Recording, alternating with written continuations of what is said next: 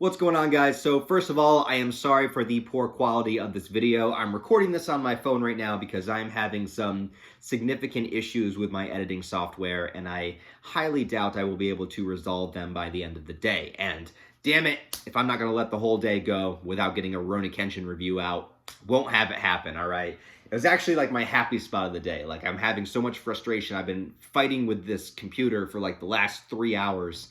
And I was like, you know what? I need to center myself. I need to find my happy place. I need to find my calm. So I made some coffee. I sat with my cat and I watched RUROUNI Kenshin.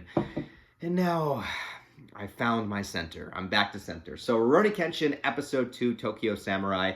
I actually double checked with the manga because I was a little bit curious about the order of events, because between this anime, the 90s anime, and the manga, sometimes you kind of get conflicted on what actually happens first. So this episode adapts Chapter 2 of the manga and a little bit of Chapter 3. So essentially, if you watch the episode, Chapter 2 of the manga is dealing with the police swordsmen that show up and the events that occur, and Kenshin talking with Yamagata at the end there. That's basically Chapter 2. Chapter 3 is where they introduce Yahiko, which they introduce him in this episode. Now, it didn't skip anything from the manga. It is just kind of, I think they just wanted to introduce Yahiko a little bit earlier. Also, it doesn't really change the narrative. There's nothing significant that changes by introducing Yahiko pickpocketing Kenshin before the police swordsmen show up, as opposed to after it. It doesn't change anything. So that's not a significant change. It's still following the manga. I'd still consider this is probably going to be our RUROUNI Kenshin, like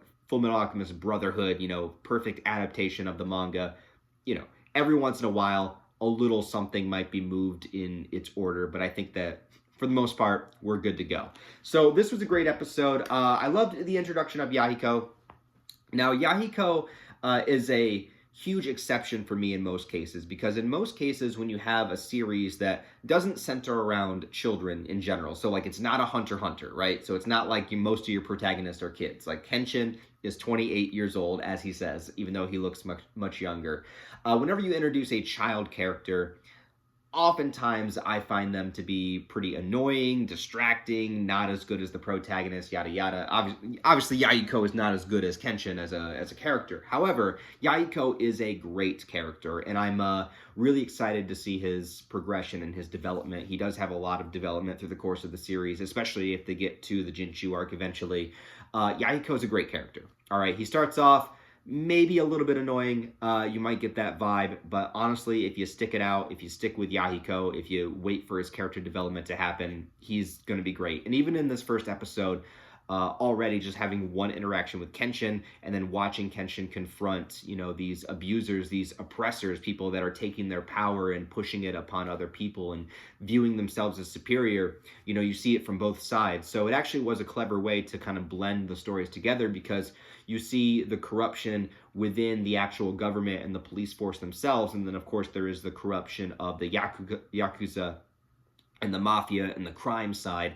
And oftentimes, the only real difference is what side of the law that you're on, right? A lot of the times when it comes to this kind of corruption. And that's true, and that's focused here very heavily in this episode. So I think that it works. And then by the end of the episode, you see Yahiko being inspired by Kenshin, by what he saw, and wanting to stand up to his own oppressors. So that was really cool, and it blends it perfectly. Doesn't really change much from the manga, but I think it adds a little bit of an extra element by having Yahiko see that happen,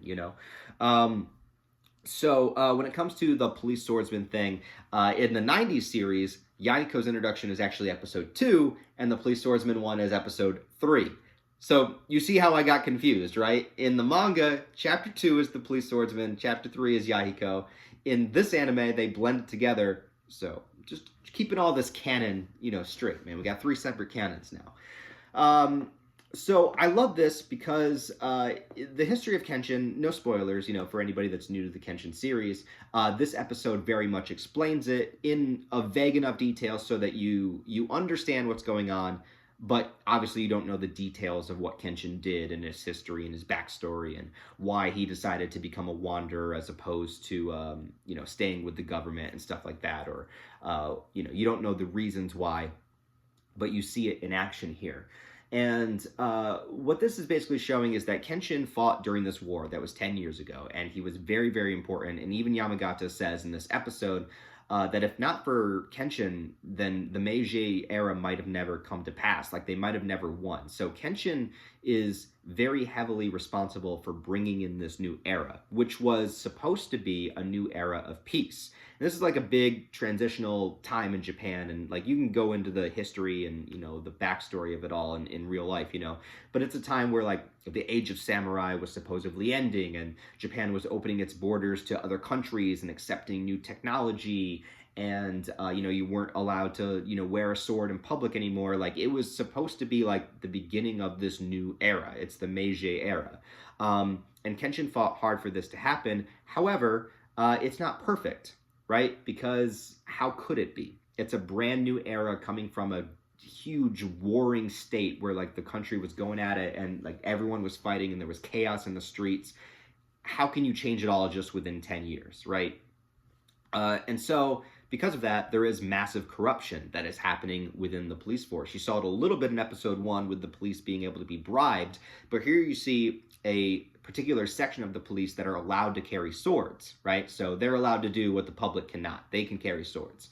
And they abuse their power because of that, because they have that extra advantage, because they have that extra status. You know, they are willing to push people around and, you know, kind of basically be bullies, right? And you can see this even in modern day sometimes in like particular places, you know?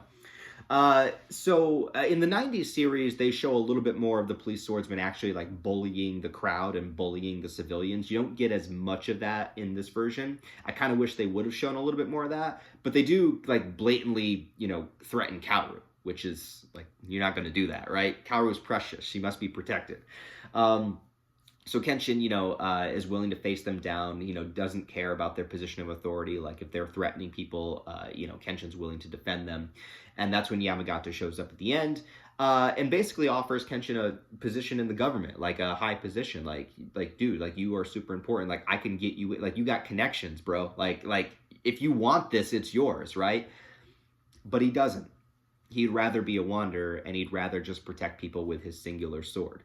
And he notices this is an example of this corruption and what could happen and what happens within politics. And Kenshin is not interested in politics, you know? He understands, he recognizes the corruption. He wants the world to be better. He wants the Meiji era to work out. But he's not going to be part of the establishment. You know, he's very much a singular person that protects and defends that which is in front of him. And that's what he wants to do. He wants to wander. He doesn't want to be involved with any of it anymore. And anything he can do in the moment to help people, he's going to do. You know, it's this journey of atonement that we'll get into as the series goes on. Try not to spoil anything for anybody that hasn't read Kenshin or hasn't watched the original anime. But that's kind of his thing, is that, you know, he's not going to find change by being a part of this establishment. Instead, he's just kind of do it on his own, on a case-by-case, person-by-person basis, you know? If he can protect the people around him, that's good enough for him. But, you know, if you expand that further, if everybody had that ideology, you know, the world could actually be a good place. If everybody had the thought process of, I will protect those that are in my vicinity, you know, and that could expand, that could actually potentially be good. And Kenshin's influence is important. And I think it shows how it's important when reflected through Yahiko. And that's why I like the change that the anime did. I like that. I say that, but I'm like 99% sure Yahiko is not in this scene at all. No, he's not introduced till chapter 3. I think it's a good change that they showed Yahiko seeing that, because that small little influence changed what Yahiko was doing. It stopped him from pickpocketing the old woman. It taught him to stand up. Now, you're a 10-year-old child standing up to 2 grown men in the Yakuza. Maybe not the smartest idea, but the implication is that Kenshin kind of provoked that, right? That it inspired him. So I thought that was a good change. Yeah, so I like the episode. Obviously, it's a simple episode. We're world building. You know, we got to remember that we got to watch these episodes as if we've never seen Kenshin before, right? Like, we're being reintroduced to everything. So we got to build up who Kenshin is, why he does what he does, what his relationship to like the establishment and the government is, and what he would do and rather do in particular situations, how he fights, and meeting the main characters. We still got to meet Sanosuke, we got to meet Megumi, you know, there's more main characters we got to meet. So this is an establishing episode. It's not meant to have the best fights. Like I said, it's going to be a while, well, maybe like episode 5, 6, 7, somewhere around there before we actually have a character that can actually fight Kenshin, right? Like most of these motherfuckers, like Kenshin's just gonna like knock out in one attack like he did in this episode. So if you're waiting for like a big intense fight scene that's like dramatic, just give it some time. We've got to introduce some characters, we got to get some world building, give it a few give it like 5, 6, 7 episodes. We'll get there eventually. But I really enjoyed it, so let me know what you guys think about it down below in the comments. Once again, sorry about the lower quality of this video. I'm just having editing software issues, so this is the best we got today. But let me know what you guys think. Comment, like, subscribe if you want to stick around. I'll be reviewing this entire season of Kenshin, so if you want to see the video reviews, go ahead and subscribe. Like the video and comment to help it in the algorithm. And thanks for watching, guys. I'll talk to you next time.